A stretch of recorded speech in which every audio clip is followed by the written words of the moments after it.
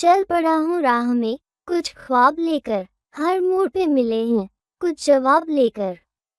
धूप भी मिली है, छाँव भी साथ रही, हर एक कदम पर एक नई बात रही। कभी ठोकरों से सीखा, कभी प्यार से, कभी रोया था चुपके से संसार से। लेकिन हार मानना सीखा नहीं, हर मुश्किल को मैंने देखा, लिखा नहीं। बचपन की गलियों की वो मिठास कहाँ, अब तो सपनों में भी है कुछ उदासियाँ। फिर भी ये दिल कहता है मुस्कुरा, हर अंधेरे के बाद है नई सुबह खिला। रास्ते लंबे हैं, मंजिल दूर सही, पर हौसलों की उड़ान भरपूर सही। जिंदगी है तो चलना पड़ेगा, हर पल को जीना, हर लम्हा पड़ेगा। जिंदगी का सफर में रुकूं क्यों, आंधियां चले तो क्या हुआ, मैं तो दीप हूँ, बुझूं क्यों।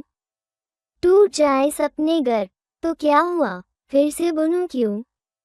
कांटों से डरी तो नहीं ये राह, हर दर्द को सहूं, मगर झुकूं क्यों। जो ठोकरें मिली उनका शुक्र है, सीख मिली जहां वहां रुकूं क्यों।